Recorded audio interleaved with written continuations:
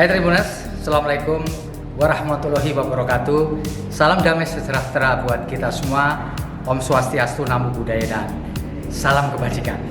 Saya sekarang ada di kota Bengkulu dan akan bertemu dengan Gubernur Bengkulu nih, provinsi yang luar biasa, yaitu Pak Rohidin Mersah, di rumah dinas beliau tentu di kota Bengkulu. Kita akan ngobrol panjang nanti soal potensi Bengkulu, sebuah provinsi yang ada di Sumatera dan ada kekayaan emas sejak zaman Belanda. Yuk kita ikuti bersama ya.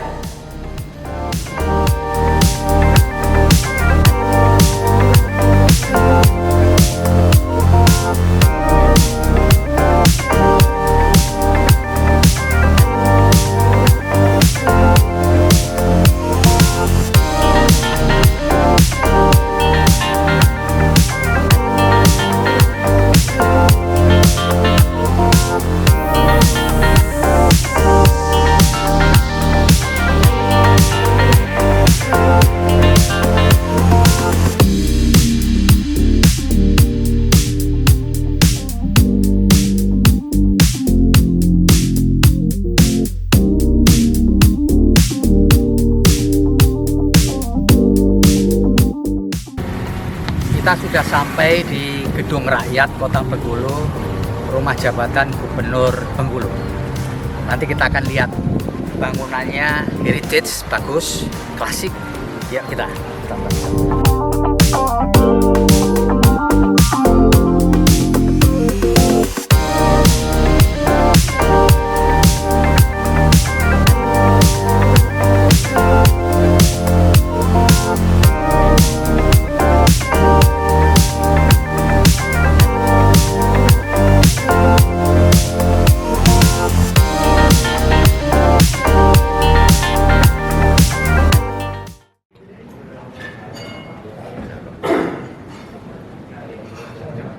Pak, Assalamualaikum Pak. Waalaikumsalam. Pak, izin Pak, ini saya Feby Mahendra Putra, Direktur Pemberatan Tribun Network. Terima kasih Bapak menyediakan waktu buat kami untuk audiensi. Ya, terima kasih. Iya Pak. Izin. Ini sama beberapa kawan Pak. Iya.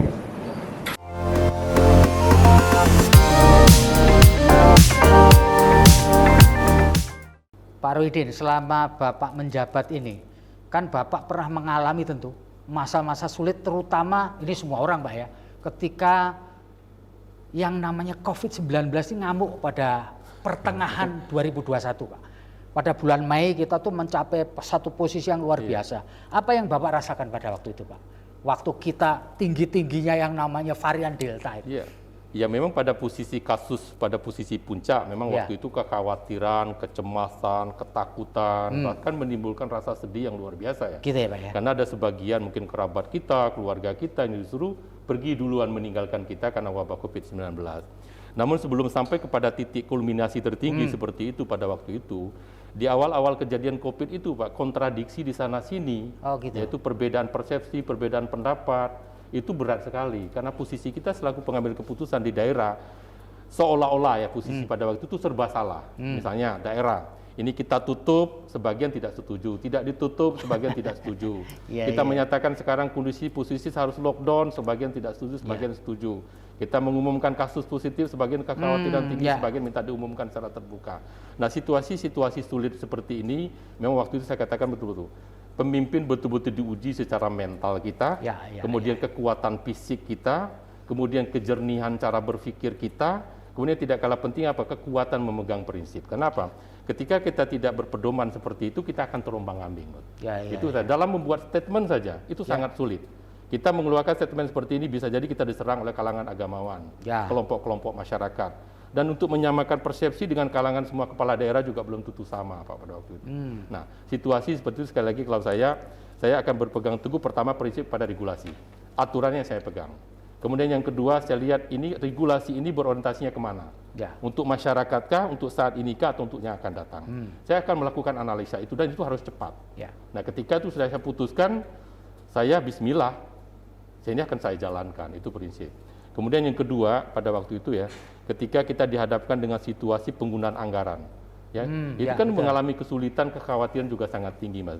Di satu sisi kita mendusukan kebutuhan anggaran yang mendesak, cepat dan harus kita keluarkan. Tapi di sisi lain prinsip-prinsip kehati-hatian, prinsip kewajaran dalam proses pengadaan barang dan jasa. Nah, saya harus meyakinkan teman-teman saya di jajaran UPD bahwa ayo kita kerjakan. Tapi on the track regulasi harus kita patuhi. Tapi jangan terlalu lama saya katakan bermain dengan aturan dan regulasi. Kebutuhan di depan mata ini segera ini harus dieksekusi.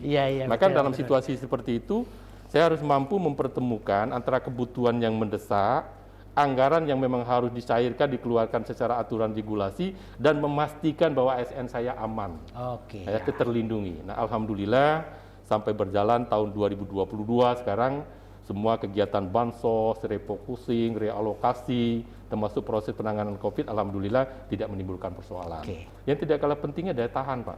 Karena kepala daerah itu seolah-olah ya, ini buat teman-teman media, tidak boleh sakit, Pak. Jangankan dirawat, flu aja nggak boleh, Pak. Betul, karena ketika kita sudah flu, kebayang dampaknya kemana-mana. Jadi kepala daerah itu menurut saya, kesannya itu nggak boleh sakit, Pak, sehari pun. Nah, untuk menjaga situasi seperti itu kan nggak gampang, Pak. Ya, dalam posisi under pressure yang begitu kuat, kemudian dalam situasi kebimbangan yang sangat tinggi, ketakutan, kekhawatiran, kemudian tadi perbedaan pendapat di sana sini, itu menurut saya ya adalah seni dan tantangan tersendiri, diuji kita sebagai pemimpin menurut saya pada waktu itu ya. Pak Gubernur, ini di Bengkulu ini juga ada proyek pembangunan jalan tol. Konon kabarnya pada sesi pertama itu adalah pembangunan jalan tol yang tercepat di Republik ini. Apa Pak ini yang bikin penyelesaian jalan tol sesi pertama ini dianggap sebagai... Mungkin sedikit saya bisa agak flashback ke belakang sedikit ya. Sebenarnya pembangunan tol Bengkulu itu bukan sebuah prioritas pada awalnya.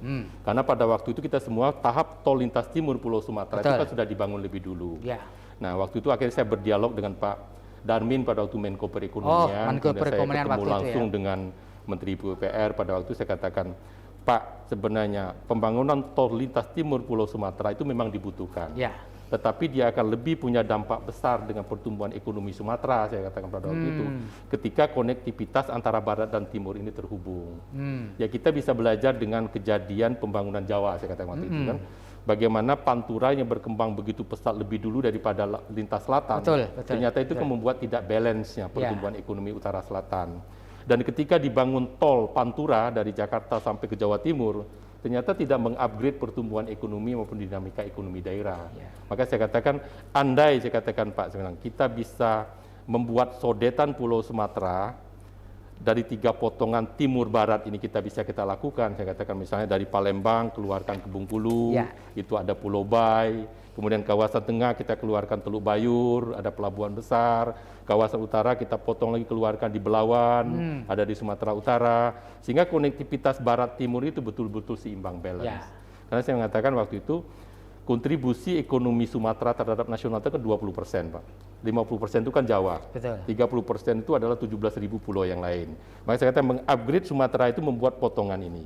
Nah, akhirnya waktu itu keluarlah bahwa anggaran tol yang pertama itu sebenarnya dari timur itu kan dari Palembang Indralaya sudah selesai. Nah, Indralaya Prabu Muli itu seksi kedua sebenarnya. Itulah anggaran yang tersedia pada tahun 2018.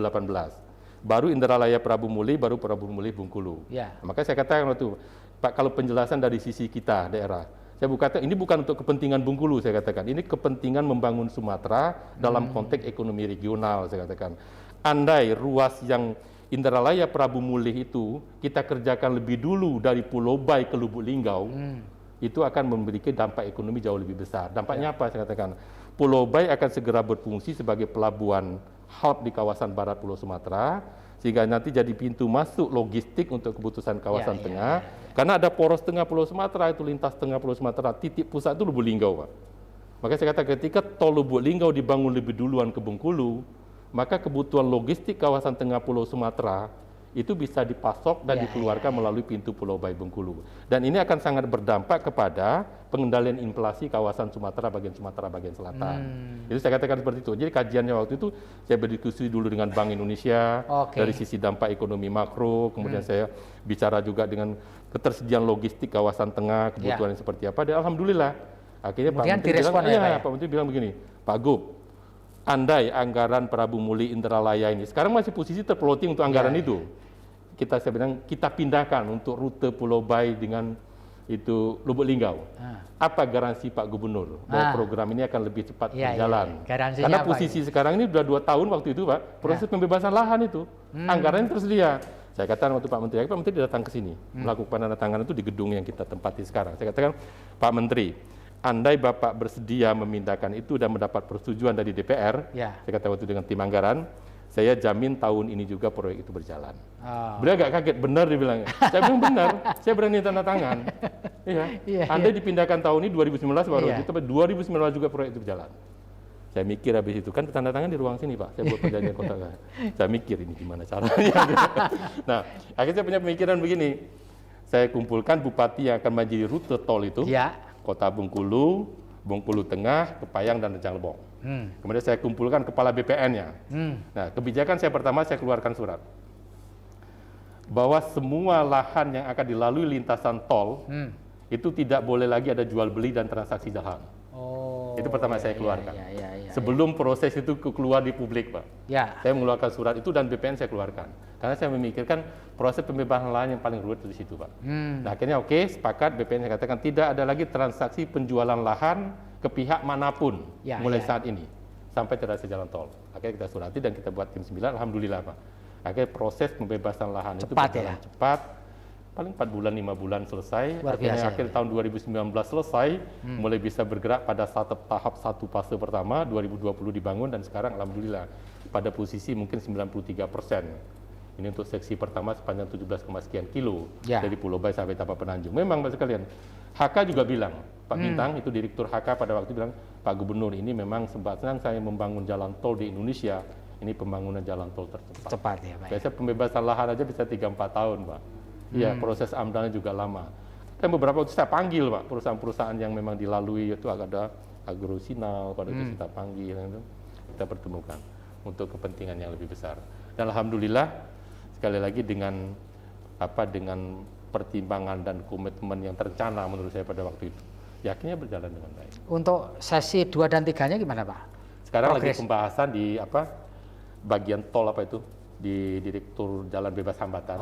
Ini untuk masuk ke tahap 2, ini seksi itu Tapak Penanjung Kepayang, kemudian nanti baru Kepayang Lubuk Linggau. Itu kalau memang time schedule itu kan di 2023 Pak. Betul. Akhir. Nah, mudah-mudahan kalau penlocknya itu bisa juga dilakukan pada pertengahan tahun ini untuk seksi kedua, saya kira itu akan berjalan, Pak. Karena model pembangunan tol Bengkulu ini kan bukan studi kelayakan, Pak, bukan soal layak dan tidak layak, tapi pada waktu itu memang bentuknya penugasan, karena tadi akan membuka akses ekonomi, akan menjadi penggerak ekonomi baru di kawasan barat dengan berfungsinya pelabuhan kawasan Pulau Bayi. Oke, Pak, satu pertanyaan terakhir ini, apa yang legacy yang ingin Bapak tinggalkan untuk warga Provinsi Bengkulu ini, Pak? Satu persoalan mendasar yang dihadapi Bengkulu adalah isolated, Pak. Isolated ya. Jadi wilayah Bengkulu itu penduduknya sedikit, cuma 2 juta jiwa. Dia terisolasi di kawasan timur dengan kawasan Bukit Barisan Taman Nasional, mulai dari Bukit Barisan Taman Kerinci sebelah utara sampai ke Bukit Barisan Selatan sampai ke Lampung. Itu yang mengisolasi Bengkulu, memisahkan Bengkulu dalam konteks geografi dengan Jambi, Sumbar, Sumsel, dan Lampung. Nah, di sisi barat kita dihadapkan dengan Samudra Hindia. Kita tahu sendiri medannya seperti apa. Nah, dengan situasi seperti ini, kunci satu-satunya katakan untuk menggerakkan ekonomi Bengkulu adalah membuka keterisolasian itu. Maka legacy yang pertama saya bangun, saya katakan, saya meyakinkan tol harus terhubung lebih dulu. Ini akan membuka napas sodetan pertama, sehingga Pulau Bayi yang selama ini stagnan, tidak bisa difungsikan secara produktif itu karena tadi terbatasnya demand kalau menurut saya. Demand penggunanya itu pelabuhan terlalu besar, kolamnya ribuan hektar, lahan pendukungnya juga ribuan hektar menghadap ke samudera lepas, tapi yang dilayani cuma 2 juta penduduk, sehingga sangat tidak visible. Ketika tol terbuka, saya katakan pelabuhan akan berfungsi dengan besar. Artinya saya membuka keterisolasian Bengkulu, terutama dengan membuka tol ini. Kemudian yang kedua, kita buka keterisolasian Bengkulu itu dengan membuat konektivitas dengan provinsi tetangga. Ini sekarang sedang kita gagas, mudah-mudahan terrealisasi. Itu akan menghubungkan antara Seluma dengan 4 Lawang, Pak. 4 Lawang ya. Itu sekarang anggaran sudah kita siapkan, kesepakatan dengan Gubernur Sumsel juga sudah selesai.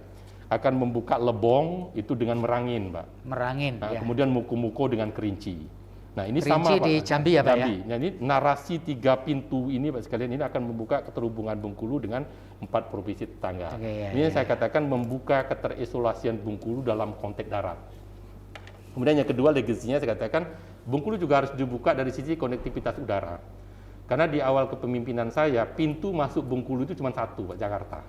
Oke. Jadi orang mau masuk ke Bengkulu atau mau keluar dari Bengkulu, pintu satu-satunya Jakarta ya? Maka yang saya gagas pertama apa?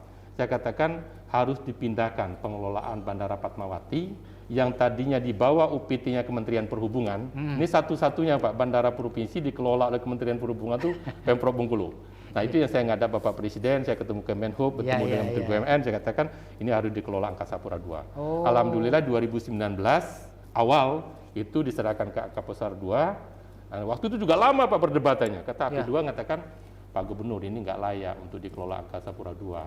Karena ada sebuah persyaratan yang mutlak bahwa bandara itu bisa dikelola AP2 itu minimum penumpang, gerakan penumpang per tahun itu minimum 1 juta Pak.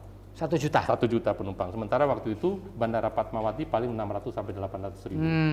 Masih kurang. Saya langsung dalam batin saya, oh kalau ini persoalannya Pak, saya bilang, Bapak bisa nggak? Saya bilang, kalau andai 1 juta tahun ini, terus AP2 mengelola. Oh bila bisa, kata Pak Awaludin waktu itu. Oh Pak Awaludin, ya, tapi Bapak kasih kewenangan dengan kita. Apa kewenangannya? Apa yang menyebabkan penumpang Fatmawati itu terbatas? Karena penggunanya cuma 1 pintu. Maka sebenarnya tolong izinkan buka maskapai penerbangan ke Jambi, ke Lampung, ke Bandung, ke Batam, ke Palembang, ke Padang, dibuka akhirnya sekali. Direct ya Pak ya? Nah, waktu itu. Saya bilang coba dibuka itu. Karena selama ini orang ke semua itu produksi lewat darat orang. Ya.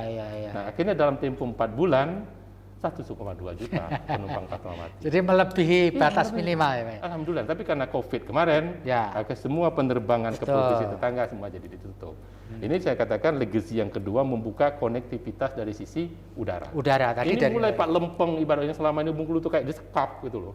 Pintunya cuma 1, mulai terbuka Pak. Ada penerbangan ke Batam, ada ke Bandung, ada ke Lampung, ada ke Palembang 2 kali, ada ke Padang.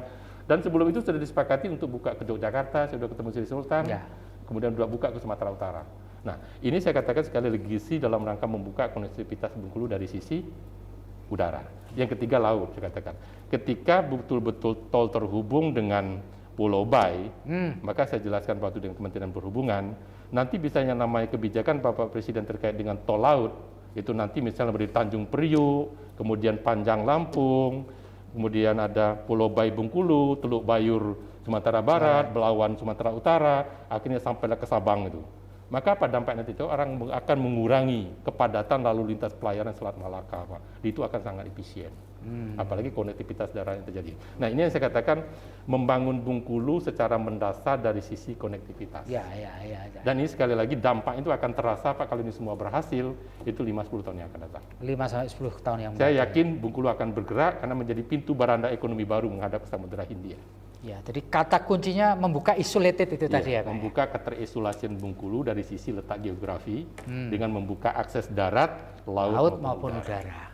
Baik, terima kasih Tribuner, kita sudah mendapatkan penjelasan yang sangat luar biasa dari Pak Gubernur kita, Pak Rohidin Mersyah. Tentu ini merupakan satu legasi yang harus diteruskan nanti oleh gubernur berikutnya ya Pak ya. Karena Bapak hanya berhenti sampai tahun 2024 ya Pak ya. Nah, demikian. Terima kasih Pak Gubernur atas penjelasan yang sangat luar biasa. Moga-moga ini didengarkan oleh para stakeholder bukan hanya di Bengkulu tetapi juga oleh pemerintah pusat. Demikian saya Febi Mahendra Putra pamit undur diri. Tribuners, kita berjumpa lagi dalam wawancara berikutnya. Assalamualaikum warahmatullahi wabarakatuh. Om Santi Santi Om. Shalom, Namo Buddhaya dan salam kebajikan serta salam sehat. Salam sehat.